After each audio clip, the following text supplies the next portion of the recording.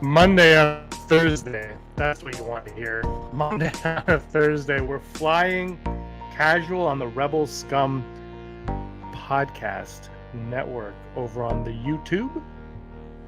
This is fun times talking.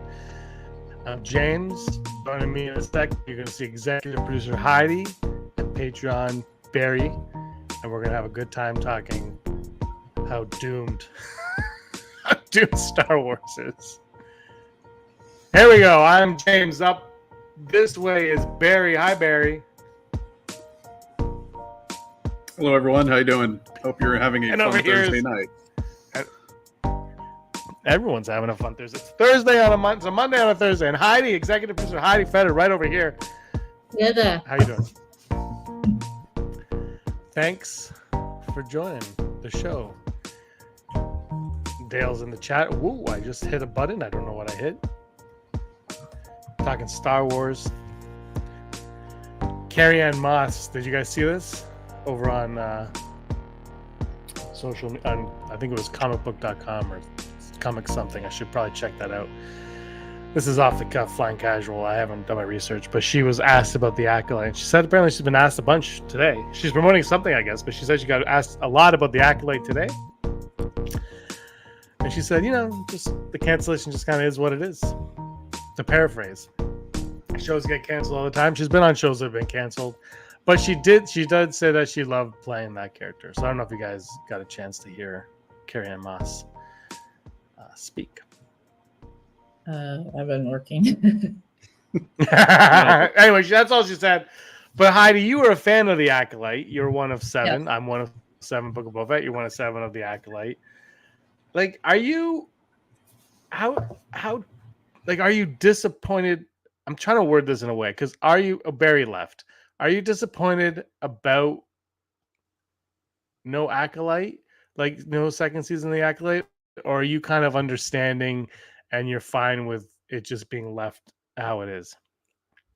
I think there's a lot of unanswered questions. Like I said, Chimere is one of my favorite characters, maybe one of my favorite villains. And I did like the Oshamir storyline. I think I sent you some information about possible season 2, and I think it sounded a lot more interesting. Mm-hmm. I mean, I said this before. If you're going to do a show, and I think Brock said this on yesterday's show. I was listening today on my radio. I was waiting for a tow truck. If you're going to do something, make sure you have a second season, because there are too many loose threads. And I don't know. Even if you didn't like the Acolyte, you have to admit there was some good fight scenes, and we do have an amazing character. And I want to see where this goes. I want this to be concluded, and I feel like we're left hanging, and I don't want the conclusion in a comic book. And so, yeah, I'm very disappointed. Was it perfect? No, but there were things I liked. There were things I didn't like, but I still think it was a fun show. And again, I think it was a lot better if you watched it all at once instead of breaking it up. Yep. Which I think is a problem Disney Plus has had as a whole. Further Star Wars material. I can't speak to a lot of the other stuff, but they should have. But you know what? I will say this about the Acolyte. I did kind of feel like the story concluded in a lot of ways. I know there's a lot of loose ends, and I'm with, like, the loose ends are the things that I was more interested in and intrigued by than the show that we got. So I understand that, but also I feel like the story that they did kind of ended in a lot of ways. Like the Osha and May story kind of felt like it kind of concluded. Like we kind of got that, I guess, open-ended a little, but it still kind of felt like it ended to me. I just remember when it ended, I was like, what was the point? And but that last scene, the last little bit with the stranger and Osha, I was like, this is the show I want. I want to watch a Sith or not, whatever he wants to be called, training someone evil. I want to watch the Star Wars dark side do their thing. And I feel like that was one of the missteps. Was I don't know if we were told that the Acolyte was going to be like we were told it was going to be something that it wasn't. Hey Barry, welcome back.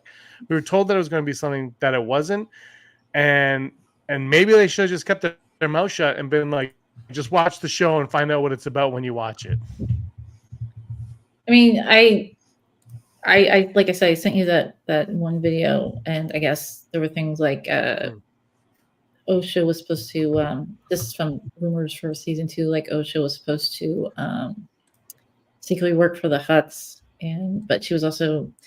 I guess they were trying to assassinate the Hutts or something. I don't remember exactly what the video. I know I sent it to you. I don't know how much you watched or remember. It was a couple of days ago, right? Right, and I think it was their love story. It was from Star Wars Meg. We should just say it was a Star Wars Meg video. Right. And I guess well, I mean, there were some things because Yoda was supposed to be part of it, and he was supposed to talk about what he knew, what he didn't know, and also we were going to learn more about Chimera's backstory with the green woman. I can't remember her name. Oh, Venestra. Venestra, yeah, and what happened between them and why he went down the dark path.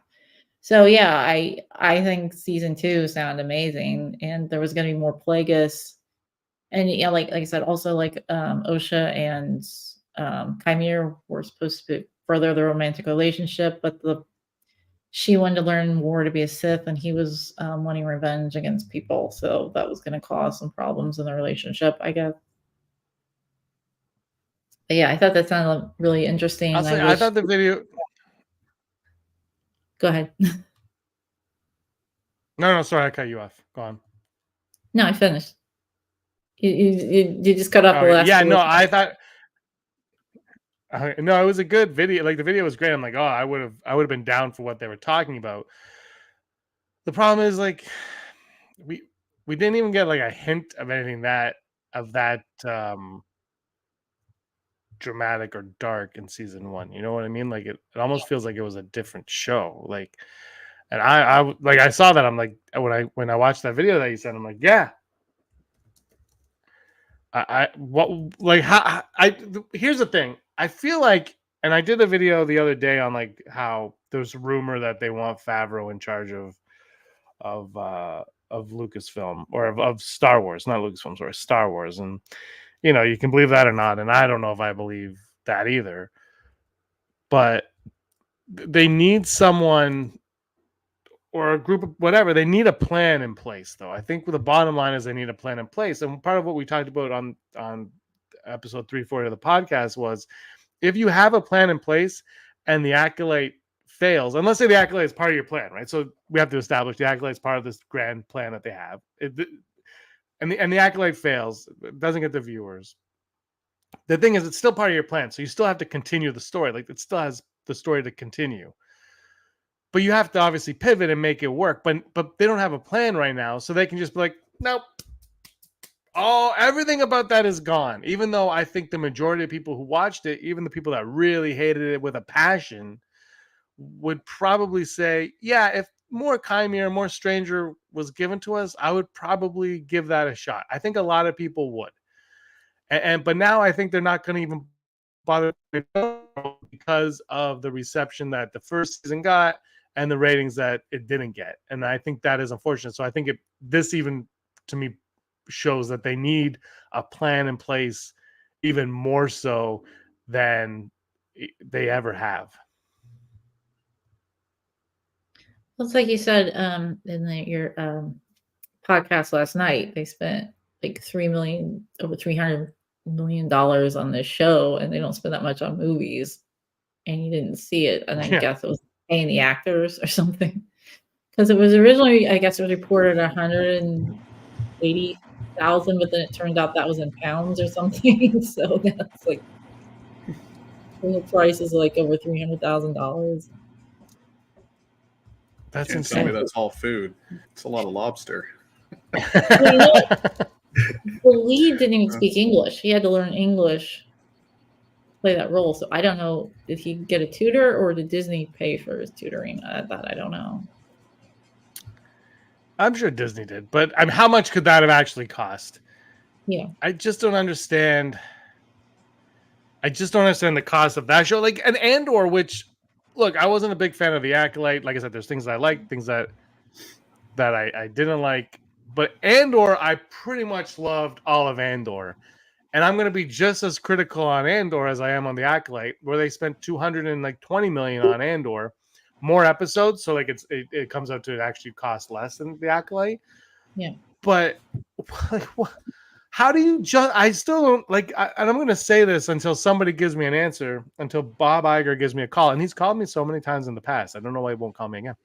But like, until I get an answer, how do you justify spending that much money on a streaming show? Like, I know it's Star Wars, and you're like at one point, everything Star Wars touched turned to gold, right? Like, Force Awakens, $2 billion. Last Jedi, which split fans, still 1 point whatever billion. Rogue One, a spinoff based on a line from an opening crawl, 1 point something billion dollar. Like, they couldn't fail. But now it's almost like they can't win. And just spending that much money on a series, just I feel like I don't know how you could succeed. I just don't know how you could do that with the amount of money they're doing. Because even Andor had low ratings. If you remember, like Andor wasn't like hey, and when you talk like people like, I think people that recognize that it's a well crafted show, but there's a lot of Star Wars fans that are like, it doesn't really feel like Star Wars, and other people just thought it was boring. I think it was amazing. Like, I love Andor, but it's like, what are you spending this much money on, and how do you justify that? Well, the difference between the Acolyte and Andor is you can see where they spent the money. That's, I mean, yes. they're on location. I mean, that ice storm, that was incredible. I mean, I wish that had been on the big screen. That would have been unbelievable. Oh, yeah, the eye. Yeah. I mean, I agree with that. Yeah, so I don't know. I mean, to me, that was worth it spending on Andor. I don't know why it was so much. Was there any? I mean, did they shoot on location in the Acolyte? I thought they did a little bit. So I don't know if that had something to do with it. Yeah, so that would have made it more expensive for sure. But I don't know. Barry, you do like your films and you make stuff. Like, what would you do if you got $230 million? You'd have 6 films. I think for me, I don't know. Personally, I find it disheartening just because, we have this YouTube generation now where we can go online and we can watch these amazing fan films that are shot with garage budgets. And in some ways, sometimes the special effects and the story surpass the stuff we've received. Which again, it makes me question, like, who is running kind of the company. I think for me, I don't know if anyone remembers Kindle Worlds a long time ago. I submitted a G.I. Joe story to that. I think one of the funniest ratings I received was they were so shocked at kind of how outlandish I went. I kind of made Shipwreck, this like crab fisherman, silent assassin up in Alaska, kind of get seeking revenge. But all the point to say is I liked how Kindle Worlds kind of gave you these parameters and boundaries. I think that's what Star Wars is missing. And I've heard a couple other Star Wars podcasters mention that, like, going forward, we do need some sort of plan, but I think we need some boundary lines of, hey, when we think of Star Wars includes this, and now you form the story around that.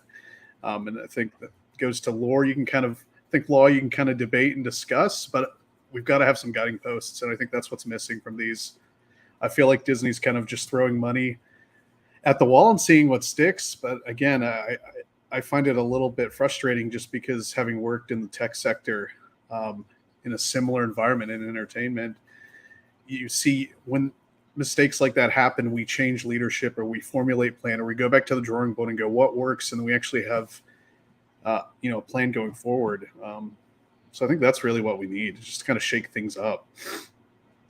Understand what is Star Wars? I think that's the fundamental question to answer right now within kind of the Disney era. And when I say Disney era, I'm definitely not trying to isolate it that way, but I think it's a philosophical question we have to ask is, post-sequel trilogy, what is Star Wars now in 2024? So far, I think we've got a few of those answers. We have, Andor. We've got The Mandalorian. So I think maybe we stick with that plan and we kind of continue forward. It looks like we're going to get a few of those things. So, I don't know. I'd be pouring my money into that. I mean, it's interesting you're talking about budgets. I mean, I don't know if you remember Hardware Wars.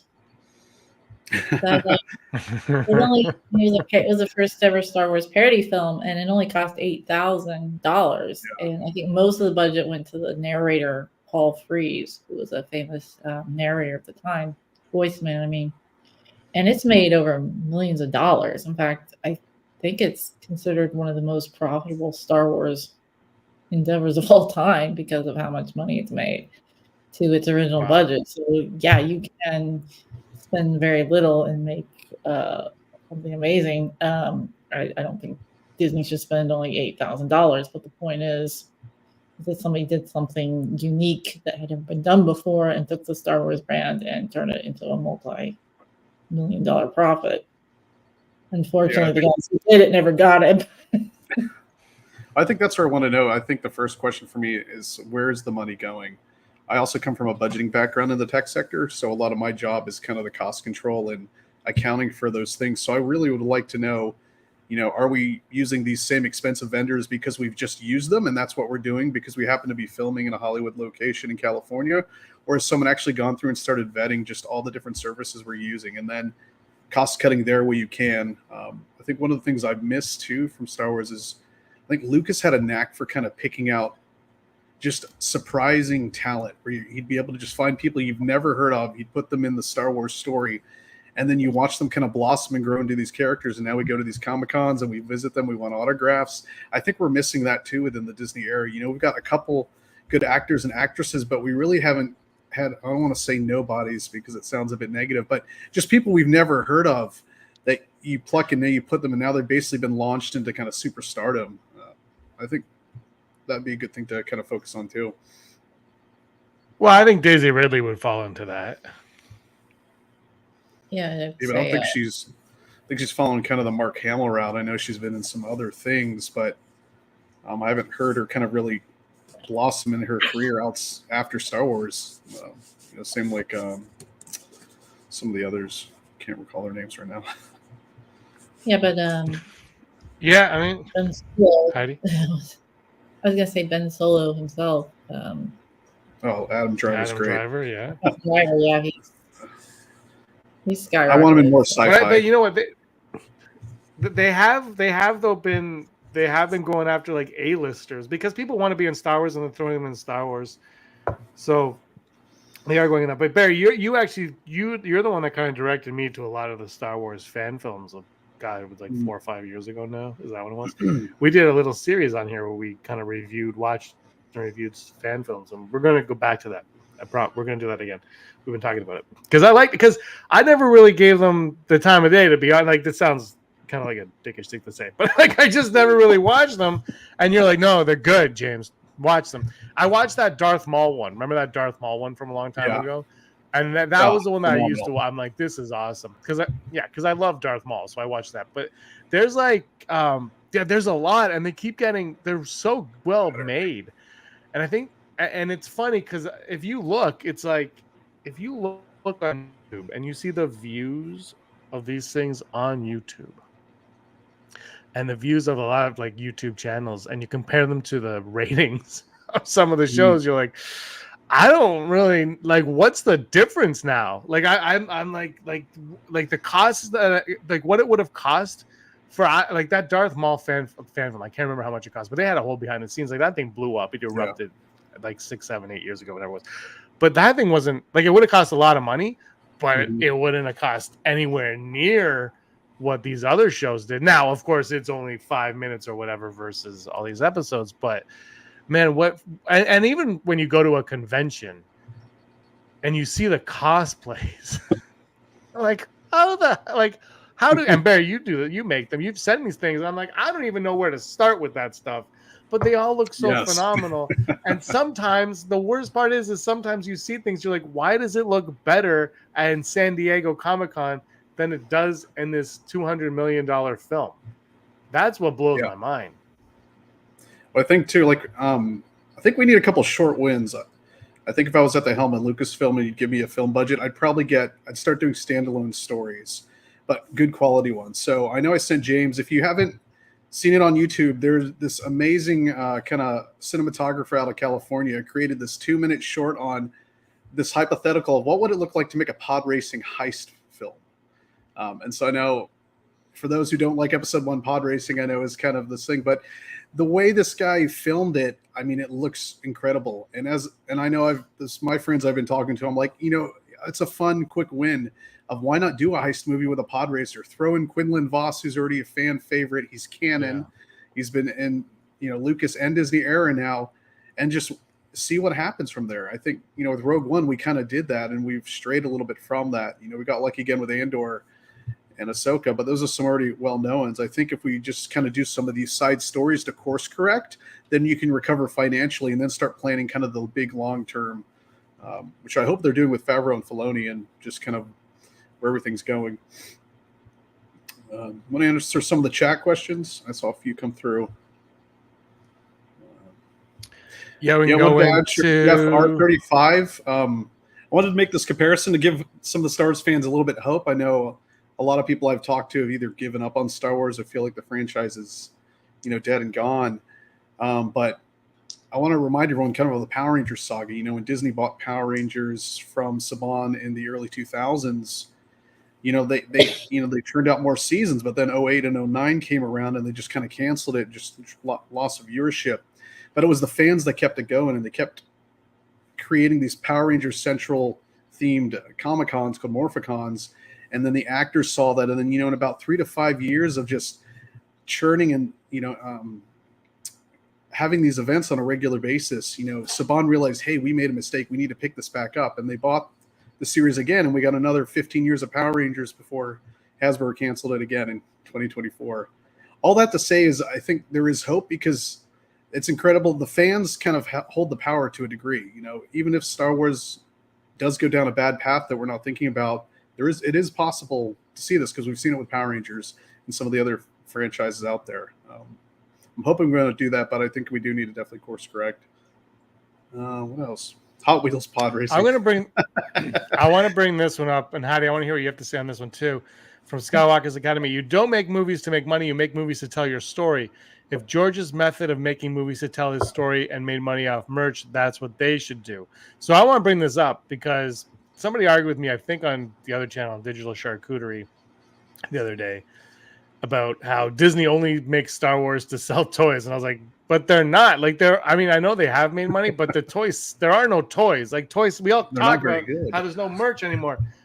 But Star Wars, what made Star Wars Star Wars, the Star Wars that we love, the reason why we're talking is because it was made to sell toys. Because George Lucas had the foresight to be like, I want the rights to the toys. I get the toys. And that made him a billionaire.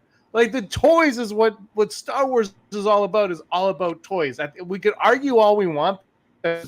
War, and it's about Luke, and it's about the friggin' toys. It's about me making my mom go to the store to get me an Ewok village. It's about me getting a Yoda stuck in a tauntaun when I was 7. That's what it's about. It's not about all the other crap. It's about toys. And he's completely right. They haven't done that. Like, make a damn movie. However much, don't spend too much on it. Make a damn movie with cool characters.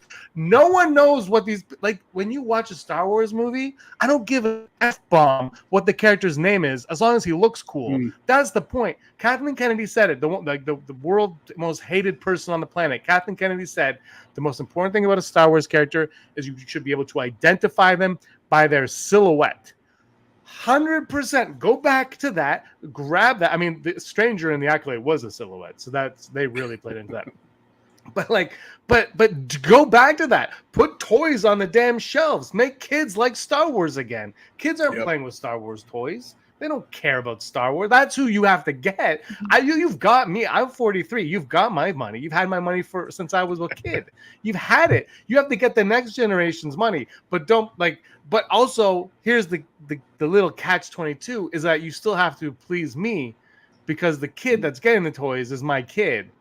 And you have to make sure that I want to buy the toy for the kid, right? So it's a whole thing. But he's completely right. They don't make toys anymore. Kids don't care about Star Wars. Make your money off the merchandise. They've made reportedly from the Hollywood Reporter, they made $12 billion since the purchase. $12 billion. You can make a damn movie, put in the theater, and sell more BB-8 toys. BB-8 was genius. Grogu BB-8. They've nailed a couple of these toy things, and they've just been like, nah. Well, it costs too. I mean, as I was going through on the aisle today, I scored a few Mandalorian figures, and given the inflation and economy around the world, those are few and far between for me these days.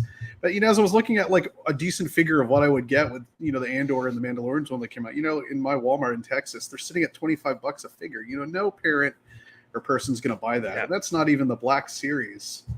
And I completely I wanted agree to with get James and definitely all the people in the chat. It's the merch. Like, gosh, I was watching something on episode 1, which happens to be my favorite. If people are wondering, but what I noticed about it is, even if you didn't like the movie, the amount of advertising and everything had a Star Wars spin. It was the Star Wars buzz. I mean, KFC kid meals were giving away Star Wars toys, Pepsi cans. Everywhere you'd go, you'd get something. The Dollar Tree had little mini figs you could get that were decent toys. It was just kind of everywhere. T-shirts at Walmart. I mean, take your pick. It's just, I think the cost is way too high, and I think that's where Disney got a little bit greedy. Personally, like the Disney store for me is a good example of that. Is I love the Disney store, but every time I walk in there, I kind of cringe because I'm like, I want to get something for my kids who like this, but I feel like I'm going to Macy's just to buy them something simple where I could go to a different toy shop and pick it up for much less. I wonder if they're saving it for the amusement parks. Because you go to Galaxy's Edge and it's just all Star Wars, and you're immersed in Star Wars, and that's where all the merchandise is. You can get a droid, you can get a lightsaber that lights not a plastic one, a glass one for like $300 or whatever. You can get a little robot that actually works. I don't know if it's there, but I know somewhere they sell like $100,000 Grogu animatronics you can buy. I'm not gonna buy one. So I kind of get the feeling maybe they're saving all that stuff for the parks. I was at CVS, which I don't know what that stands for, but it's a local. Wasn't a local. It's a U.S. Pharmacy, and I did find some Saul and some May, and I think what was there? The big one, the big woman. Vanestra? Green? No. From the Matrix. I'm sorry. Oh, I have no idea what her name was on the show, actually. Master Linthal. Yes. I don't know her name, actually. So they have these. So, but yeah, it's not as big. But I think if you can, when I recall when I was at Disney, that's where all the merch is. I'm not there though. I want to bring this point up from KG. Kids just don't care about toys anymore, though. All they care about is their tablet or video game console. I think that's also a great point. But also, I mentioned this on yesterday's podcast. There was a Stranger Things game where you were Hopper running around the police station shooting zombie things from the upside down. Where are the Star Wars? I had Tiny Death before. Was it before Disney bought them or during? I had this game called Tiny Death Star. It was based off the Tiny Tower.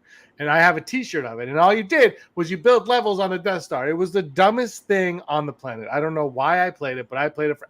Erin hated how much I played this game. She's like, you need to stop. And I played it for... And I would just be like, in bed at night, just like, I'm building my Death Star. And I just be building levels. There are no apps. Are there Star Wars apps? Where's Star Wars? Like Star Wars Galaxies was a big game on the phone, right? Like, but they just don't seem to happen anymore. So to that point, that's what kids are doing. Go where kids are. Infiltrate the kids. Like I keep saying, right? George Carlin and Dogma with the Catholic Church is like cigarettes. Get them while they're young.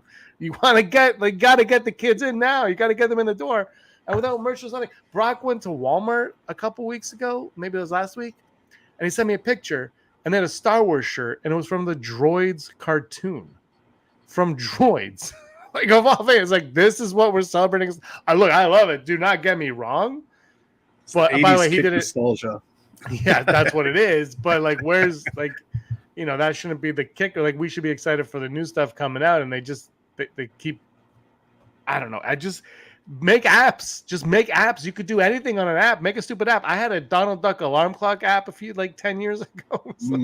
Do an alarm clock. Kylo Ren. Wake up. Wake up.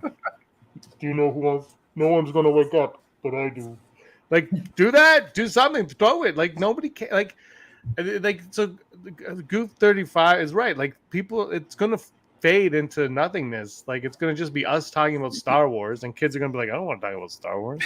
We'll talk about When I Angry was your Birds. age. Is Angry Birds still Angry Birds Star Wars? That was fantastic. James, you're behind the times, man. What's the new app? It's Roblox. Come on. Oh, Roblox and Minecraft. They should Star Wars Yeah. Minecraft. Yeah, There are skins for that. They I did it think in somebody Fortnite. built a Millennium Falcon on Minecraft, didn't they? Yeah. Really? Yeah. Oh, Minecraft is great. My kids eat it up. Yeah, there's some great things where people are just replicating whole scenes in the Star Wars universe in Minecraft. I mean, it's pretty awesome. Wow. I don't know. I think Wars. Roblox to me is the big place. If you want to market somewhere, I'd start there. So I have 2 kids who love playing Roblox and kind of watching all the YouTubers just chat and play their own versions and games of it. But I think for me is I'm always intrigued at the fact that whatever media or movie hype that is in current popularity is they've got a Roblox version of that, and the kids know the Roblox version, but not necessarily know that it's an actual movie or a series. So I think what a perfect avenue if you're wanting to inject some more, rebirth kind of the Star Wars fandom is you got to start in places where they're at. And I think just the digital medium is something to factor in now as, with the toys, we have to figure out some way of being able to, we can still do the merchandising, but now let's add the digital component to it. Is there a Roblox specific game you can get? They've got even Star Wars spoof versions of Roblox games that I've watched my kids play, which are pretty hilarious. So, I mean, the market is there. I think we've got to shift how we think on the merchandise. And I think we saw some great comments speaking about it. Yeah. I want to bring Star this Wars one up Network here. mentioned about, yes, absolutely. Completely Yeah. agree. The fact they're always late with that. I mean, I was gunning for Shin and Balin, and I'll confess I'm not a Black Series collector, but you know what? I love those characters so much where I was like, I'm going to cough the money up for those people. And they weren't out.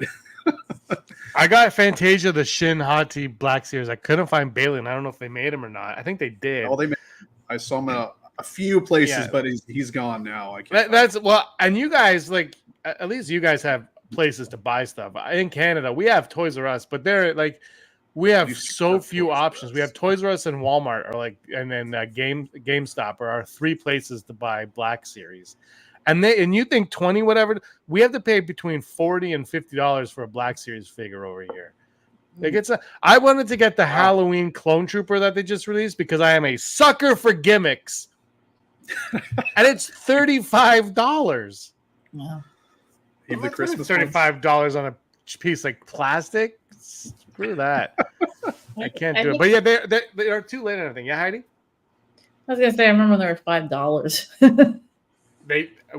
And that was overpriced. That's what my dad would say. And that's overpriced. But also, somebody brought up that now I don't even know where I am in the chat. I mean, Star Wars the Yep. Flamethrower. Heidi, what were you gonna say?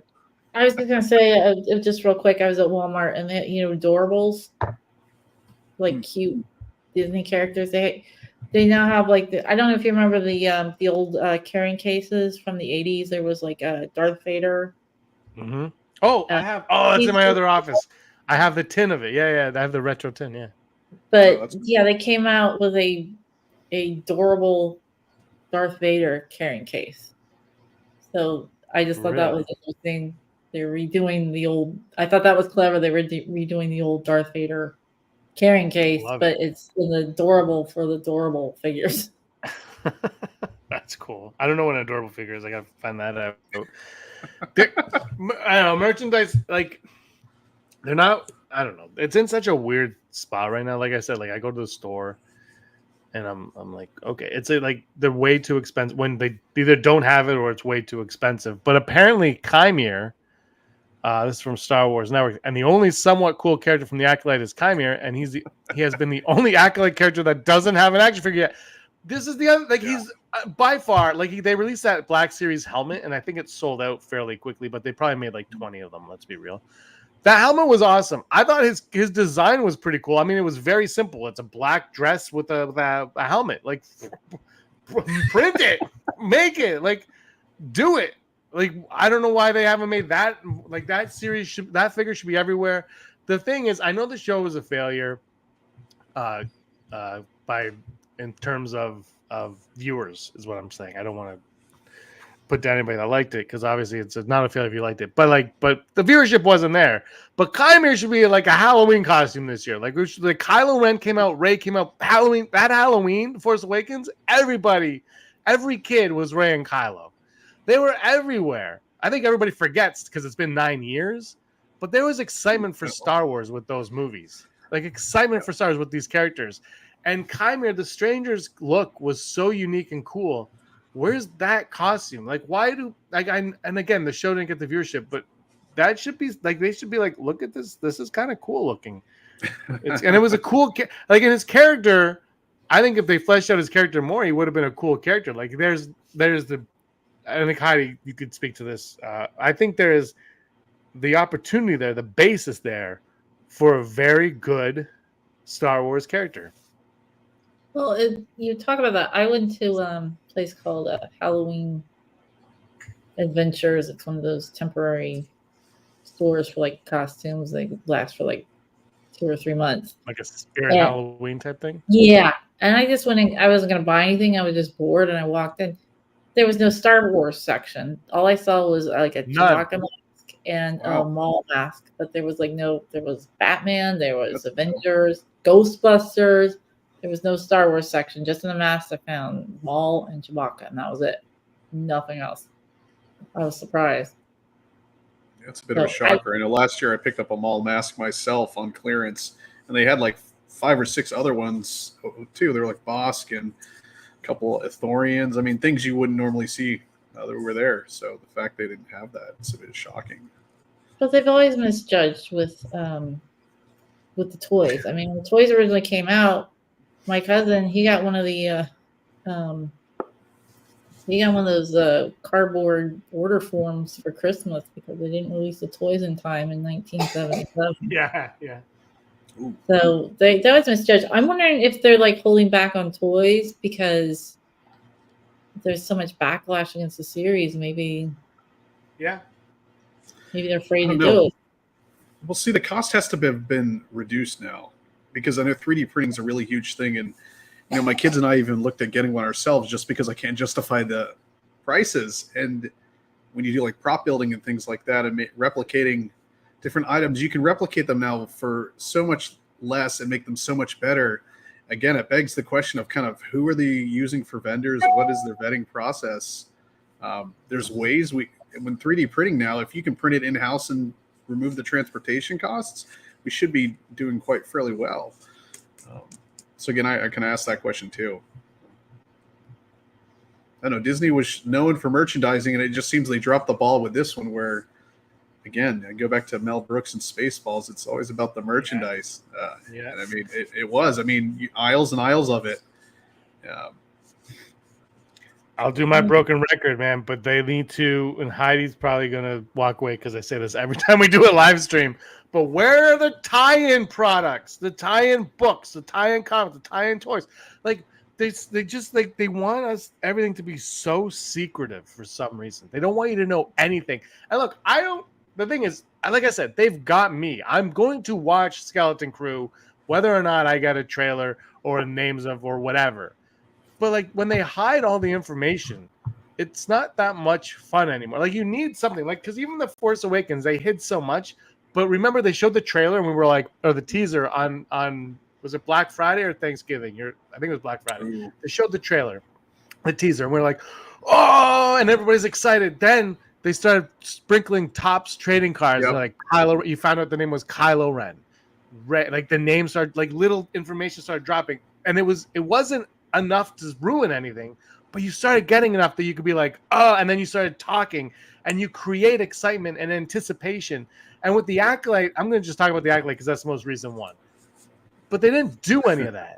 They didn't do it. Like even the Mandalorian kind of had that leading up to it. With like obviously Grogu was. I think it's brilliant they didn't mention Grogu, obviously, but they were like teasing that the Mandalorian is a Mandalorian. They gave you little tidbits. You knew little things about it. You know, Cara Dune. You knew Grief Karga. Like they let you know things.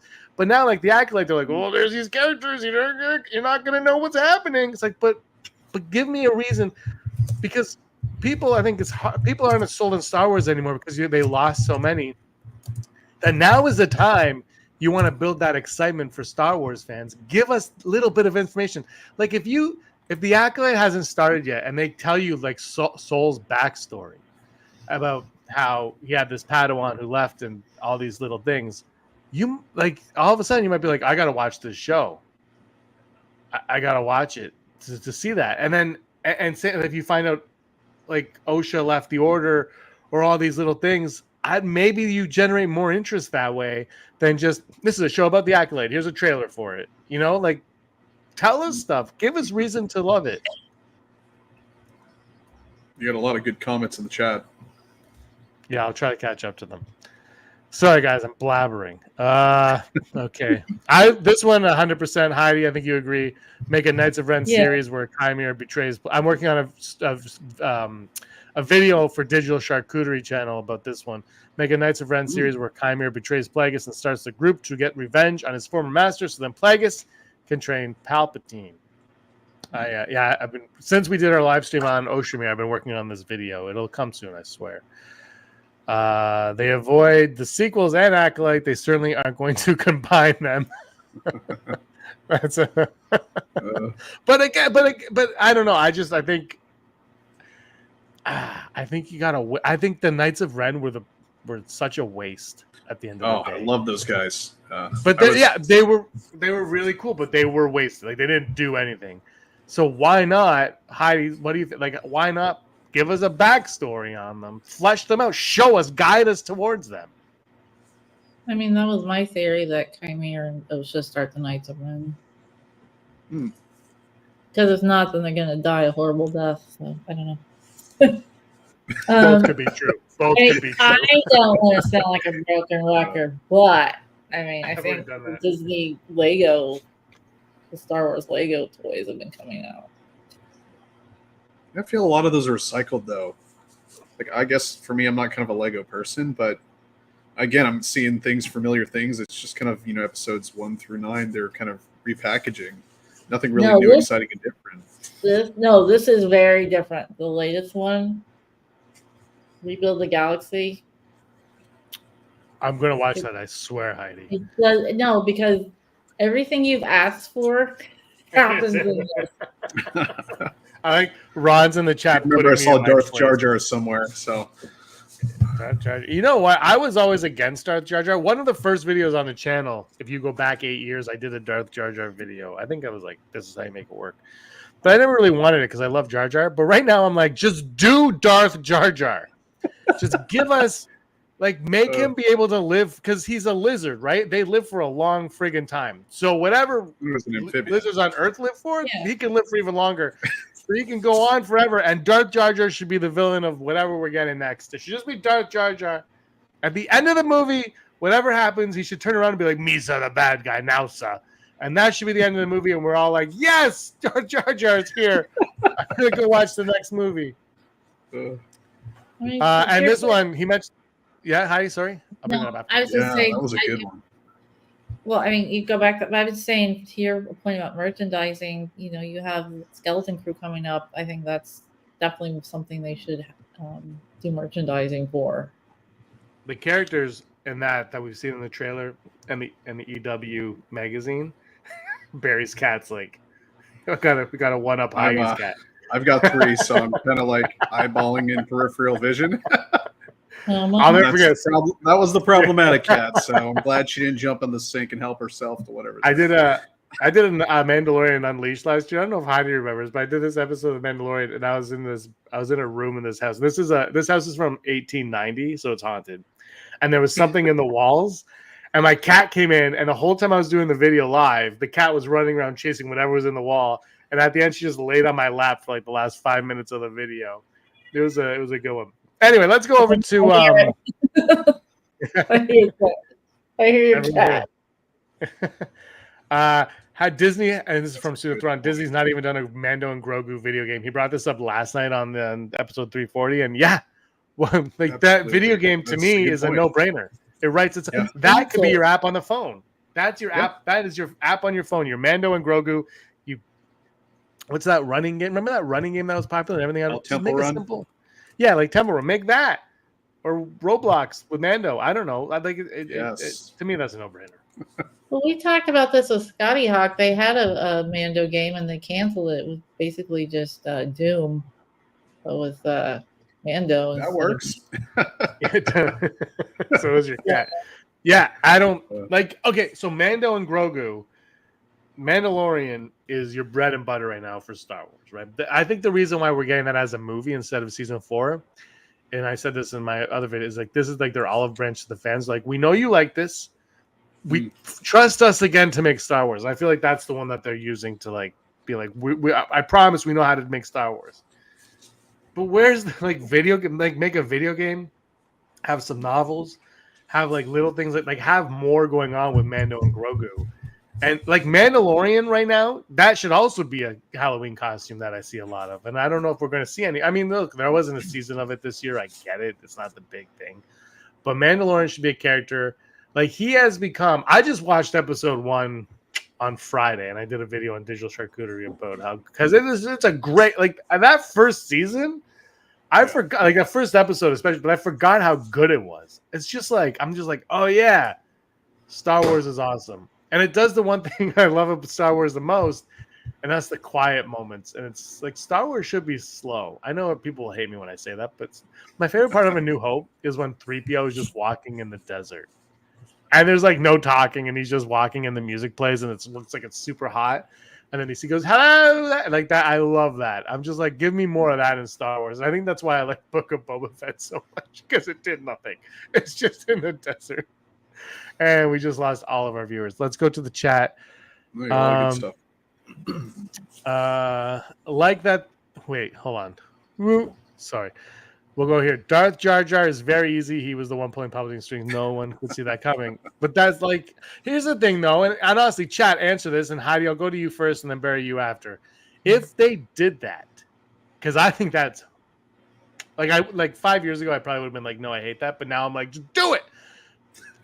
But if they did that, so Heidi, you first, then Barry. How pissed off would fans be at Disney for doing that? Because does that undermine Palpatine? Does it undermine SheVP? So Heidi, I'll start with you. I don't know, because you could piss fans off all the time, no matter what you do. If you don't do it, it's going to piss off fans. If you do it, it's going to piss off fans. It's been done on Robot Chicken beautifully. Love that series. I feel like, I don't know if I'd make it a canon story. I think it's more of a what if story. And do it in the, heck, do it the anime style. I mean, make it go all out, make it look amazing, and then just kind of let the fans kind of view it from there. It's a what if story, so you can kind of go either direction and not really lose much. Yeah, I don't know if Star Wars ever will do a what if story. I just don't know. I think it'd be great. I want to know, what would happen if Luke was raised on Alderaan and Leia was raised on Tatooine, or if Padme. I don't know why they're afraid. Yeah, I don't know why they're afraid to do it. I'd say they should. Like, the more the better, right? Like, those Simpsons shorts they do every May 4th are great, right? Like, they're great. Which one are you looking at? That was a Jar Jar joke. from Ron. That's a good singer. Oh, retcon the sequels by having Jar Jar wake from a nightmare. I think I do think, and I didn't think this like a month ago, but I think they are afraid. I think Disney more so is afraid of the sequels. I think they are almost viewing the sequels like they viewed the prequels when they first bought Star Wars, where I don't know if we'll get much mention of the sequels for a while. I think it might be a little while. Right or wrong, I don't know if I agree with it, because I think you can go forward in the timeline and tell good. Like, I think they have a base to tell good stories from that, whether you like the movies or not. I think there's enough of a foundation there to make good movies out of it. But I just don't think we're going to get it, unfortunately. I don't know. What do you think, Heidi? I mean, like you said, they're afraid, and I mean, again, sound like a broken record. Disney owns ABC, they own Fox. Just put it on as a mid-season replacement or something. The Acolyte. I mean, get it out there. Get a fan base going. Okay, it's not working to pay it, but maybe you can salvage it if it gets commercial. If commercials want to pay for it and free TV for everyone else, they might enjoy it. They might get a fan base going. Like, why didn't I know about this? I don't know. It's again, some things I think are just too expensive at Disney. They're starting a new service that called Premier Lightning Lane, and you can pay for to never wait in lines. But you have to stay at one of the deluxe. I don't know how much it is. I think it's like over $100. But then you can only get it if you stay at one of the deluxe resorts. So you can't stay at a cheap resort. And you can't stay off. Really? Yeah, probably Disney does a bit more about this. I just saw a video on this today. So sometimes I think Disney can be a little greedy, but other times I know Disney's got to run these parks. They got to pay people. So I don't know. I don't want to say businesses are greedy. Well, they are. I mean, that's part of being a business. Right, but I'm saying I'm not one of those people saying, I don't want businesses making money. If you don't want business making money, you're an idiot. There's a balance that's got to be achieved somewhere. Right. I had the same conversation with my daughter this morning because she's pursuing some creative endeavors. And I'm like, the key to being successful in this element is, people don't pay artists a lot of money unless it's something that the audience wants. So you've got to find that happy balance of where you're still able to produce what you like and enjoy, but it also resonates with a large group of super fans. And if you can get those super fans hooked, they're going to pay those monies and buy all the little figures and go to the concerts and be at every chat and Q&A session you have. It's, again, it just feels like Disney and Lucasfilm have forgotten how some of the basic marketing, and I think the quality of stories has gone down a bit hill. And we've kind of seen that consistently over and over again where a lot of people are just writing them off.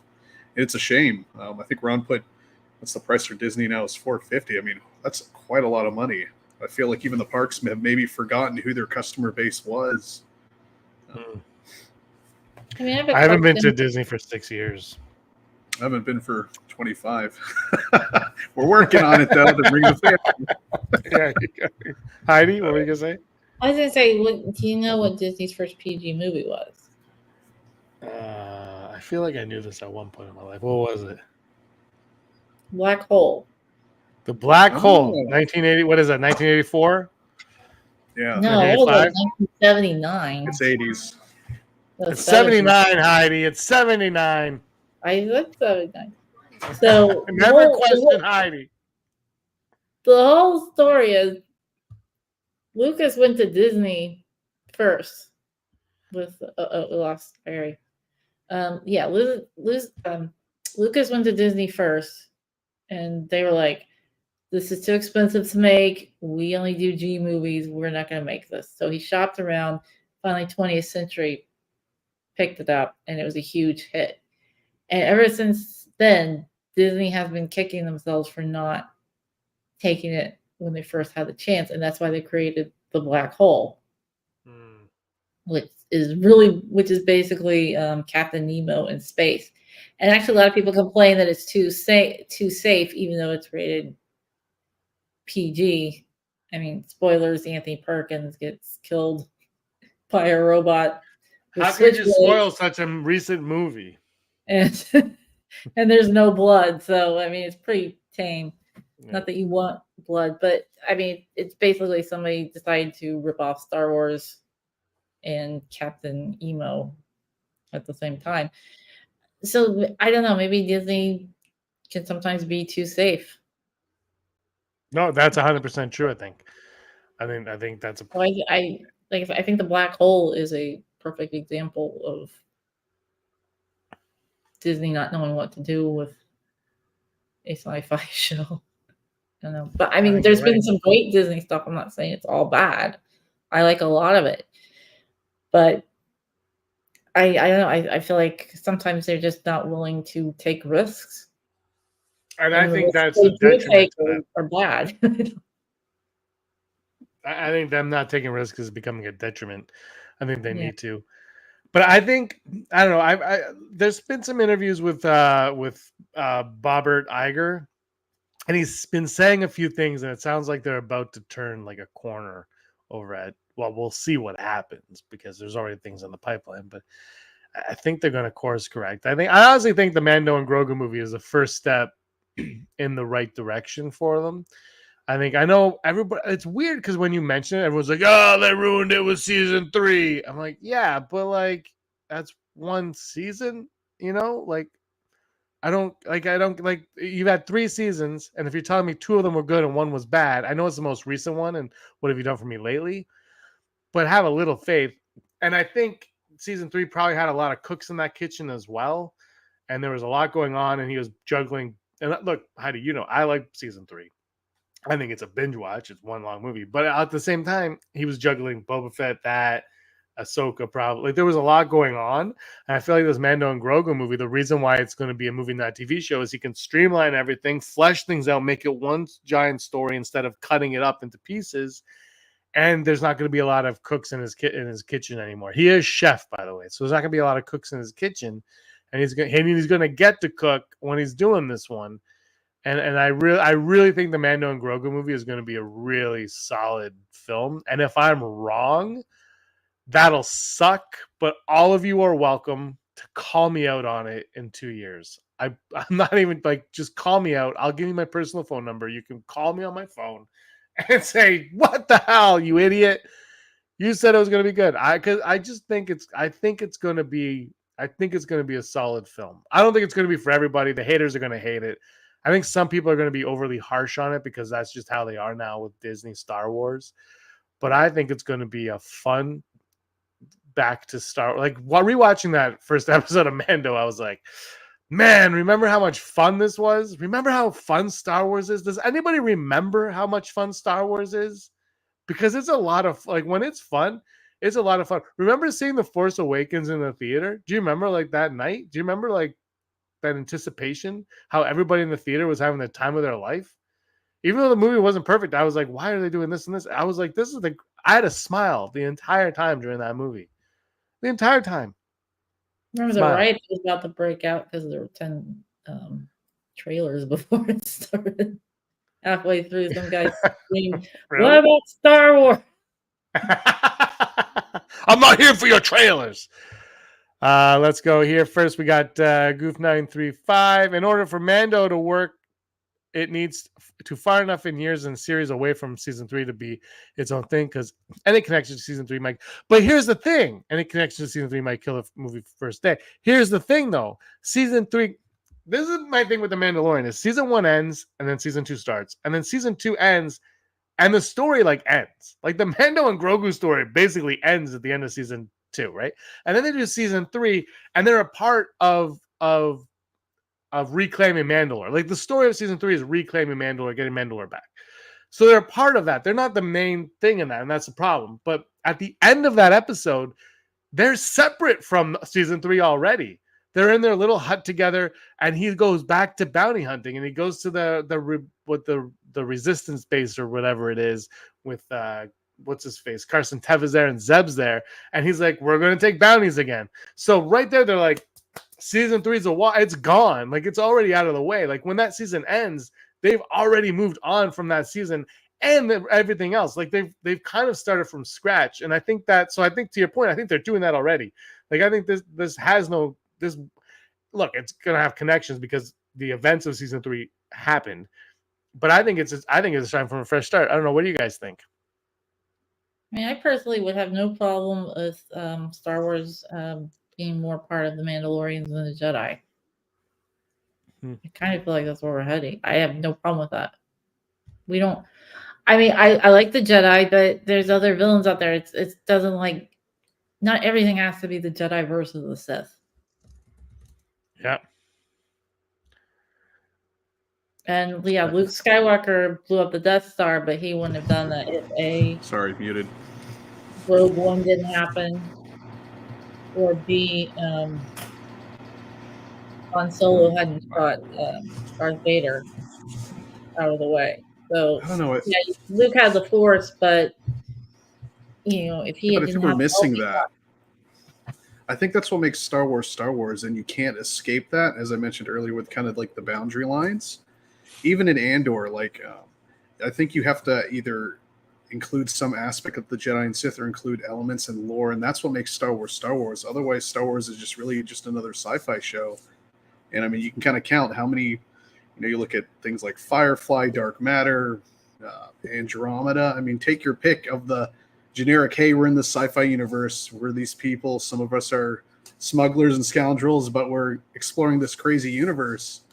To the point of, I think you've got to have these elements in there and you can't really escape them. Even to your point earlier, Heidi, about how you had Luke Skywalker, even if it's just one person who's maybe representing that role, maybe not even a direct role, I think you should still include that. And I feel that's what's kind of missing. I mean, that's fine. I mean, they did have like a Force user. They had Grogu, but Grogu wasn't the main, and being a Jedi wasn't the main focus of the story. The main focus of the story was the Mandalorian, bounty hunter. So I mean, I would love to see like Luke Skywalker come back, not just because I want an Easter egg, but because I think he's important to the story. Because he's already met with Ahsoka. He knows Grogu. I don't know. I would like to see him fight with Boba Fett. That might be interesting. I think what we I think they haven't need to seen bring is Luke Boba Fett Skywalker in back. that prime. Yeah, I I'm agree. sorry. Oh, I was saying I think we haven't seen Luke kind of in his prime, and I'm hoping that's what the Mando and Grogu movie establishes. But also, I think just kind of moving on with the franchise, I think we have to close those stories somehow. And I think I was listening to the Den of Nerds kind of had a good idea about kind of having a farewell tour of all these current characters we know, and then kind of moving the Star Wars story into the past or the future and going from there.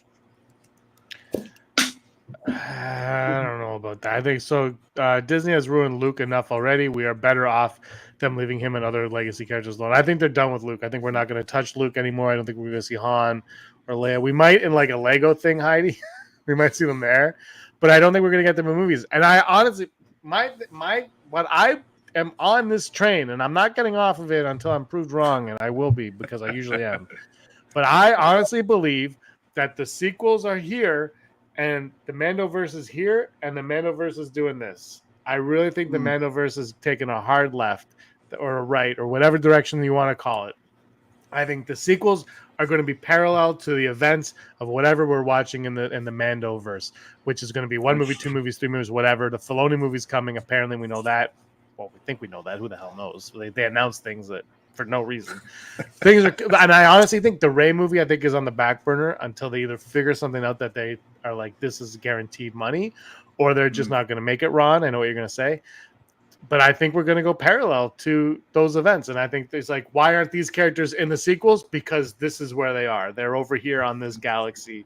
They're somewhere far, far away. They can't connect with this. And I honestly believe that's what they're going to do. So I don't think they're going to do the farewell tour, Barry. But I think the characters that we know and love from our childhoods, I think they did their farewell tour and people didn't like it so much, So I think they're going to go. I think they're going to take these new characters, and we're going to go on new journeys with these new characters. And honestly, the characters in Rebels are great. I don't think they were great in live action. I think they need more fleshing out. But I think Sabine, Ezra, I think these are all really, really great characters that if they can figure them out on live action, combine them with the awesomeness of Balin and Shin, I think the future of Star Wars in that direction is bright. And Mando and Grogu, they're the best. The best. Yeah, but I know I don't, like I said, I don't want to put someone like Luke Skywalker in there just because he's there. I mean, it doesn't even have to be a farewell tour, but right now it makes sense to me to the story. Instead of just leaving it hanging, he's already met these people. He may have to get involved. I don't know. Oh, I agree. I think I completely agree with that. I just don't think they will. Yeah, good points, Ron and Jeff. Probably the biggest F up that Star Wars ever did was they failed to get at least one scene with Han, Luke, and Leia all together again. that was one of their biggest mistakes. Heidi, who wants to take that one first? I won't put you on the spot, Heidi. You want to go? Barry wants to go. Heidi, I'm going to think about it. Well, I'm gonna go. I think of Star Trek Picard. Star Trek Picard, love it or hate it, in season 3 learned that lesson, and they corrected it. And the kind of the Trek universe, which my wife is a huge fan of, loved it. I think that's what we're missing. Even if it's, I'm at kind of the point of recast them just to get that little scene if you have to. But yeah, I think if I had done things over, episode 7 would have been kind of the big 3, and then passing the torch to the newer cast and going from there. It would have been a bit more palatable, I think, with some of the more radical decisions they wanted the story to go. Heidi? Yeah, I'm with you, Ron. TLJ was the first movie that I brought my kids to in the theater. So that was I saw it the night before, and then I brought my daughter, who was 5 at the time, and to have that Star Wars experience. And yeah, it was a tough watch. I mean, that's the one I was waiting for. I mean, unfortunately, we lost Carrie Fisher, so yeah, they were never going to correct that, and you don't think about that at the time. Because I believe Rise of Skywalker was supposed to be her film. Yeah. I mean, in my head canon, at least, the reason Han Solo shows up in Rise of Skywalker is because Princess Leia was bringing his spirit across to talk to Ben, and that's why she died. So if she had lived, we might have gotten something like that. But unfortunately, that never got to happen. Yeah, I mean, you don't think about those things at the time. You don't think about people dying. Mm-hmm. And unfortunately, it happens. And I mean, part of the problem is they just waited too long. If you think about it, they waited too long to do the sequel. Because I know, like, Carrie Fisher and Mark Hamill wanted to do it. I know Harrison Ford never wanted to do it, but I'm pretty sure. In fact, I think even Hamill and Fisher wanted to play Anakin and Padme, but they were just way too old even for that. So, yeah. So, I mean, I don't know. Like I said, it's too bad we didn't get it, but life happens, and sometimes you can't do anything about it. Yeah, I'm conflicted on it, and that's why I threw you guys under the bus and made you go before me. Because on one hand, yeah, it would have been nice to have gotten it, but I was also, I've said this so many times. I really feel like they overvalued. People are going to get mad when I say it, but I really feel like they overvalued the original trilogy characters within the story. Like, we overvalue them. We're allowed to overvalue them because we're fans. This is what we do. We're fanatics, right? That's what it is. But within the universe, I think they overvalue them, and they overvalue them in the story. And I think that really hindered how they were represented on the screen. I think they did a good job with Han Solo. I think Leia was okay for the most part. No, Last Jedi, they just, when I was younger, I used to write a lot of spec scripts because I was like, I'm going to be a writer. I wrote a lot of spec scripts. And whenever I couldn't figure out to do with a character, do you know what I did to that character? I got them injured and threw them in the hospital, which is what they did with Leia in The Last Jedi. And I thought of that when I was watching it. I'm like, he doesn't know what to do with Leia in this movie. Because that was my go-to. Like, every spec script I wrote, I'm like, I gotta get rid of this character. And then eventually I had like 10 scripts, and like almost all, not all of them, but most of them, I'm like, oh man, you can't do that. That was the thing. So I just feel like they overvalued them. They didn't know what to do. I really think, I think honestly, I don't know what they would do if they could go back. I don't mind Luke being on that temple. I wish they would have told us a reason for him to be there that made more sense when you combine the movies together. But I just feel like I was ready to move on already when I started, before The Force Awakens came out. I was like, who are the new characters was my thing, because even though the OGs are the OGs, we didn't have them. Like, we had the first 3 movies, but then we got a whole new cast of characters for the prequels. So it's not like I went through 6 movies with these people. I went through 3, and then I went through 3 others with 3 other people. So I was ready to accept them and go on a journey with new characters. I wanted to see the old characters do the nice send-off, pass the baton, and move on, but they were almost afraid to do that. It was almost like they were like, we kind of don't trust this, and they never went all the way on that. And I think that's the problem with Rey. Is I think, and I brought this up on videos forever ago. But when the Force Awakens came out, because everybody says how Rey is a one-dimensional character, nobody likes Rey anymore, blah blah blah blah blah, and that might be true. Maybe everybody hates Rey, but when the Force Awakens came out, I have Aaron bought me Star Wars Monopoly, and it came with Luke, Finn, Kylo, and Vader. First of all, why Leia wasn't in there? That's what we won't get into that. But people were outraged. They're like, "Where's Rey?" And they're like, "Oh, we couldn't spoil that she has a lightsaber." I'm like, "Well, you could have put her with the staff, you morons." Star Wars. So then they produced the Rey figure with the lightsaber, and you won the site, and I have it. You wrote in, and they mailed you the stupid Rey figure. People loved Rey. She was the face of Star Wars for so long, but then they were like almost afraid to progress the character in any way. She just was kind of there, and the Last Jedi was her and Kylo was like that stuff was great. But that wasn't enough to really get the character to be the Jedi that we all wanted her to be, right? That we believed she could be. And then the Rise of Skywalker, they were like, "Oh, no, she's training with the Force." Like they kind of forced everything, no pun intended. They forced it on us. And I feel like Rey, like the characters all had something there. Like Finn was my favorite after the Force Awakens, and that character's like tanked like a freaking lead. I don't know, like tanked like an anvil on Wile E. Coyote. Like it just, I was like, what happened to Finn? And just like there's just this weird, and I think honestly the J.J. Abrams, Rian Johnson, oil and water was a big thing where they couldn't handle each other's characters at all. They didn't know what to do, and it's just like they had everything there. Like Rey was set up, Rey and Finn especially were set up to be, and Kylo was obviously awesome. He looked awesome, but like they were set up to be great characters, and I feel like I think if they would have been handled better. The Luke Skywalker stuff, milking the cow, that still would have been. But I think we would have been okay, a little bit more okay. Yeah, but I feel like we would have accepted Luke a little bit more if the other characters were handled better as the series progressed, and that includes the Rise of Skywalker. Where you're like, what? And I'm also talking about the Force Awakens because the Force Awakens, it's as fun. I think it's like a donut, right? Like it's great, but it's empty calories. Because it doesn't give you anything that you need. It's all mystery box. You're like, just explain something. Why does she have his lightsaber? Oh, it's a story for another day.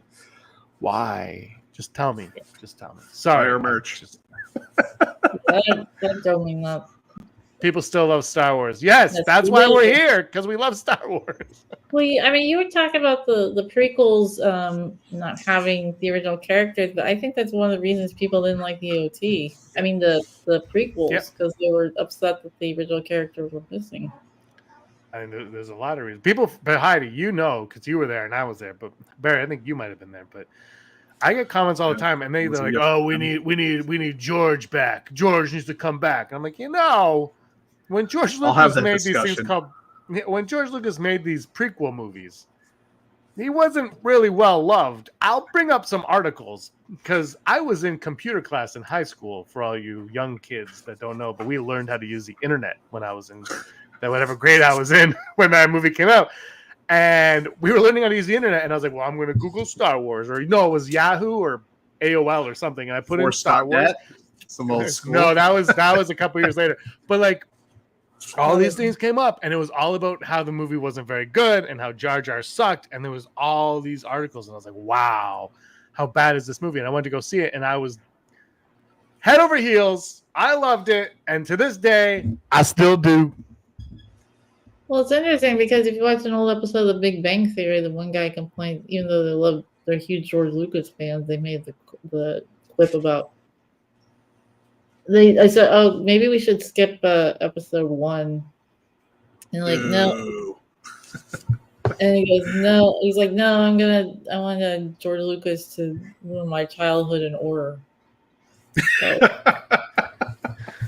I don't know. I think for me, as a creative, my own personal philosophy, and you don't have to agree with it at all. I think if the creator is making those decisions, it would have been more acceptable to me. So let's assume like George Lucas made the sequel trilogy. I could have rolled with it because it was George Lucas doing it. So I think having Disney coming in, even though he sold it to them, you've got that dichotomy now where people are like, well, he sold it to this big corp and that's what they did. And you have a bit of the evidence with kind of the financials and the loss of the fans. So it helps reinforce that narrative.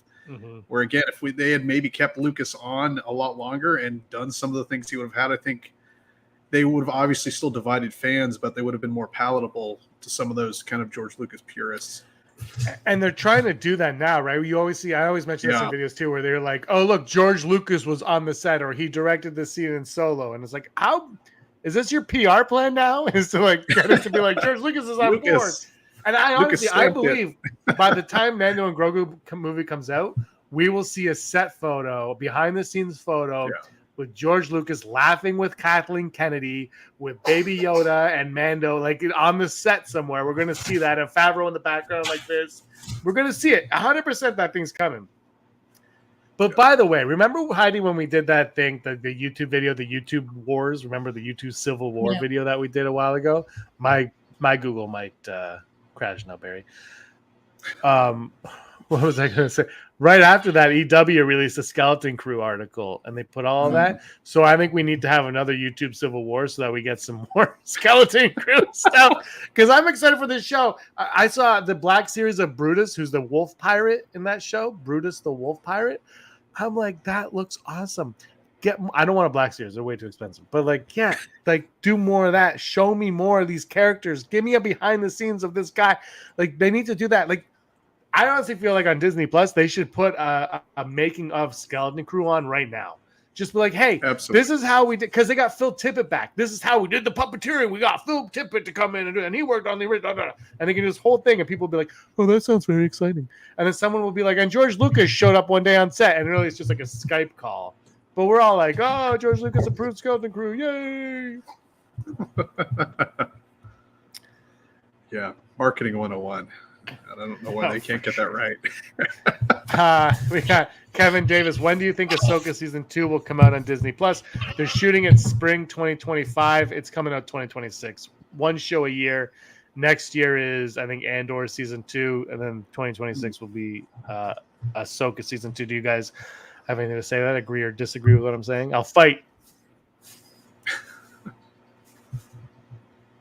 Lightsaber battles. I thought Andor comes out before Ahsoka too. Yeah, Andor next year, Ahsoka the year after. Okay. That's what I'm thinking, based on timelines. I think they're done with principal filming on Andor. I think they're done. Yeah. I think it's done, yeah. Because they showed footage. I think it's just in post right now. I hope it looks as good as season 1. I'll tell you that. Because every episode I was like, man, this looks like a movie. Well, I think they originally wanted to do like 5 seasons, and it was like every season was going to be like leading up to Rogue One. Yeah. But then they're like, he's going to start the age. And it costs so much money too. So they decided, okay, so the first season's 1 year, but then the next season's going to be the next 4 years, 5 years, or 4 years. Yeah. Yeah. I'm down with that. Let's make it happen. All right, we should wrap this up and let you guys get on with your evenings. One more question. Do you think Catherine Hahn and Aubrey Plaza will get ammunition for Agatha all along? I haven't seen Agatha all along, to be honest. I actually am intrigued to see it. I've heard good things. I'll probably watch it at one point, but I haven't seen it yet. Have you guys seen it? No. Disney's too expensive for me right now. I got it for $1.99 with ads. I know. The minute I canceled, they started giving me discounts, and I was like, "Really? I have to cancel to pay $3 a month? Come on!" I know. I'm back to buying Blu-rays personally. Starting my collection that way. I'm like, I just can't fork out. I don't have $15 and $20 per streaming service anymore. No, I did Disney for $2 until the end of December, so I'll get to watch I think like 4 episodes of Skeleton Crew. So I'll watch half of it, and then you guys will have to fill me in on the rest. I think that might be a problem with Skeleton Crew because those kids. I'm hoping it's Stranger Things meets Star Wars, but I'm a little concerned that I might get the Solo treatment because of the reception with the Acolyte, which could be a shame. I think. Just because I think it's a really creative idea to go forward with. There is one difference, though. There is one difference with this versus Solo, is this isn't in the theater, and you can just put on your Disney Plus to watch it. So I think it has that going for it. I think Like people might, I think I agree with you. People will be like, Star Wars is dead. I hate Acolyte. I'm not watching it. But if it's good and you find out it's good and you have Disney Plus, I think you'll turn it on. Like it's not like going to Solo where you have to pay to see it. You're gonna be like, okay, I'll turn it on. But I could be wrong. Well, and I think that'd be a great series for kids too. I think that's a smart way. Just because when the Mando was on, that was one of the fun things my kids and I would do every time an episode would premiere. Right before I drop them off at school, we get to watch it together, and they're like, "We want more Grogu. We want a series going." I'm like, it had that audience. So if they follow that same recipe, I think they should do well. I mean, if you consider yourself a Star Wars fan, I think you should give Acolyte a try before someone tells you it's stupid. That's the person you decide. Also, people are asking about Skeleton Crew if there's going to be a season 2, and that's the problem with the kids is if they do season 2, those kids are going to go really fast. Apparently they didn't want to do a season 2, but Disney is like, if it's good, we're going to do a season 2, and they just want it to be a one-off. I think what Disney needs to do is just do one-offs, and if you get a season 2, you go season 2, but act like every season is your only season and not leave any cliffhanger. Yeah, I agree. Absolutely. Yeah. All right, we'll end it on that note. Heidi, you got some books to plug? Sure. Whoa, that was loud. Okay, this is one of them, The Ghost of Wentworth Manor, under my pen name, Andrighton. You can get that at Amazon.com. Also, Bride of the Dragon King, and Neither Heaven Nor Hell. And another one you can get is His Enchanted Swan. That's under my real name, Heidi Fetter. You have to be 18. I do not write children-friendly books. No. I have a friend who her 6-year-old, no, her 10-year-old is expanding his reach. He's like, oh, can I give him one of your books? I'm like, no. Absolutely not. Barry, anything you want to promote, plug, talk about? Yeah, follow me on Instagram. I've got to get back into the YouTube space personally. Like I mentioned earlier, I've gone through a lot of moves and stuff, but if you like talking independent film, you can follow me on X. I'm always talking those things, trying to promote things that are going on locally. If you're a Power Rangers or Super Sentai fan, I'm retweeting that stuff all the time, so much so that AI was making fun of me. So yeah, I have prop builds and some other things coming, so I just need to get my act together and finish some of the things. But if you visit me there, you can see some of the photos of some of the things I'm working on already. You know what I have? Conversation. You know what I have? I have a 1980s Matchbox Beast King Go Lion toy.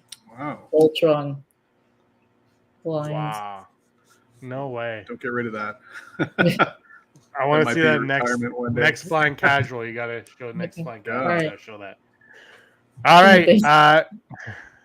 Thanks for watching, everybody. Really appreciate it. Don't forget to force push. Wait, let's see how many of you force push the like button. Oh, where'd it go? No, I can't find it now. Oh, come on. Enough of you. All right. Yay. Where's the video? I can never find where we are. This makes no sense. It's so hard just to find your own video, you know? Let's see. Like and subscribe. I'm going to end the poll. 94% said yes, you smashed force push the like button, and 6% said no, but you swear you will. So I hope you live up to your promise and you do. Thanks for watching, everybody. Give us a like and subscribe, and a special thanks to Heidi and Barry. This has been a lot of fun, guys. Really appreciate you joining me, and you guys in the chat. Really appreciate your time with us tonight on Flying Casual. Until next time, may the force of others be with you. Bags, thanks for watching. Don't forget to give us a thumbs up on our video. As always, please subscribe to our YouTube channel, Rebel Scum Podcast, for all the latest videos.